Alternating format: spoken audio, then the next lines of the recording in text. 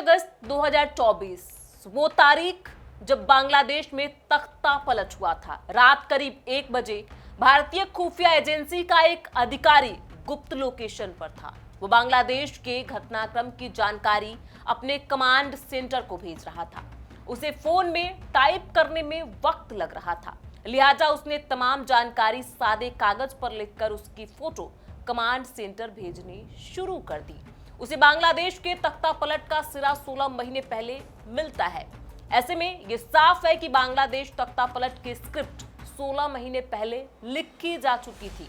इस कहानी को लिखने में किस किस का हाथ है, इस स्क्रिप्ट को कैसे लिखा गया, क्या शेख हसीना को इसकी जानकारी थी? आपको आज हमारे इस खास रिपोर्ट में सारे सवालों के जवाब मिलने वाले हैं।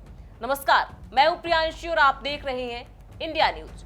कुछ रिपोर्ट्स के मुताबिक बांग्लादेश में तख्ता पलट की स्क्रिप्ट पाकिस्तान की खुफिया एजेंसी आईएसआई और अमेरिका की इंटेलिजेंस एजेंसी सीआईए ने मिलकर लिखी।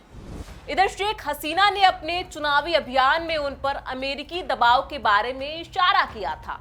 खुफिया रिपोर्ट्स के मुताबिक बांग्लादेश की मुख्य विपक्षी पार्टी बांग्लादेश नेशनल पार्टी यानी बीएनपी के नेता सीआईए के संपर्क में थे। हसीना चुनाव कराने और जीतने में कामयाब रहीं तो तख्ता पलट पर तेजी से काम शुरू हुआ। अक्टूबर 2023 में बांग्लादेश में चुनाव के पहले से ही विपक्षी पार्टियां उन्हें भारतीय एजेंट बताती आई हैं। इस कैंपेन को 2 रंग दिए जा रहे थे। पहला, भारत ने बांग्लादेश को अपनी एक कॉलोनी या उपनिवेश बनाकर रखा है, और दूसरा, शेख हसीना भारतीय एजेंट है जिसने अपना तख्त बचाने के लिए देश भारत को बेच दिया है। अप्रैल 2024 में शेख हसीना सरकार ने एक आंतरिक सर्वे करवाया। इसके मुताबिक उनकी लोकप्रियता में चुनाव के बाद 10 से 15% का गिरावट देखा गया। कैंपेन का असर दिखना शुरू हो चुका था। यह बांग्लादेश में होने वाले तख्ता पलट के शुरुआती रुझान थे, लेकिन इस योजना की शुरुआत इससे काफी पहले हो चुकी थी। बांग्लादेश में 6 जनवरी 2024 को नई सरकार बनने के 2 महीने बाद यानी 8 मार्च 2024 को बांग्लादेश में अमेरिकी राजदूत पीटर हास बांग्लादेश छोड़कर सिंगापुर के लिए निकले। वहां से थाईलैंड होते हुए वे अमेरिका गए और 17 दिन बाद 26 मार्च 2024 को लौटे।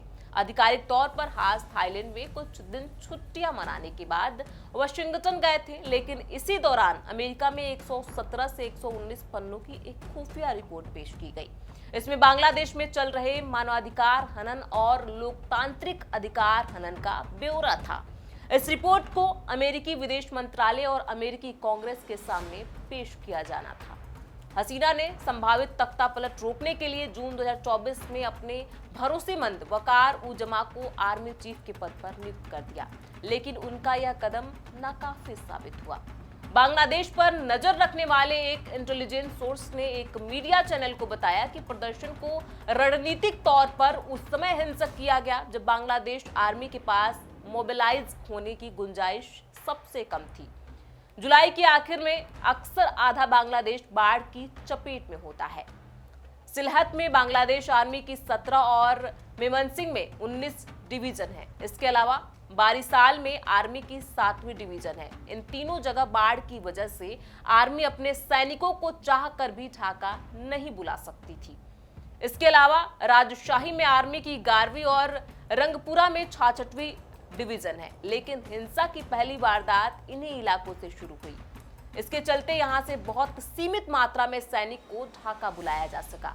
आर्मी के पास प्रदर्शन के दौरान पूरी तरह से 2 ही ऑपरेशन डिवीजन बची, एक खुलना में स्थिति 55 डिवीजन और एक ढाका के पास मौजूद 9 डिवीजन। इन 2 डिवीजन के जरिए प्रदर्शनकारियों को रोकना मुश्किल काम था। इंटेलिजेंस सूत्र बताते हैं कि सैनिकों की कम तादाद के अलावा बांग्लादेश आर्मी के सामने एक और चुनौती थी। बांग्लादेश की आर्मी में बड़े पैमाने पर राजनीतिकरण है। खास तौर पर नीचे के रैंक में एक बड़ा तबका जमात ए इस्लामी की तरफ झुकाव रखता है। अगर ऐसे में बांग्लादेश आर्मी प्रदर्शनकारी छात्रों पर गोली चलाने का आदेश देती तो आर्मी में विद्रोह होने का खतरा था। ऐसे हालात में आर्मी ने कुछ न करने में ही अपनी भलाई समझी।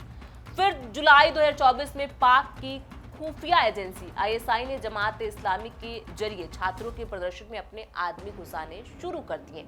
इसी के बाद प्रदर्शन हिंसक होता चला गया और इसके बाद जो कुछ हुआ वो जग जाहिर है। हमारी इस पूरी रिपोर्ट पर आपकी क्या राय है, हमें कमेंट बॉक्स में लिख के जरूर बताएं। बहुत बहुत शुक्रिया।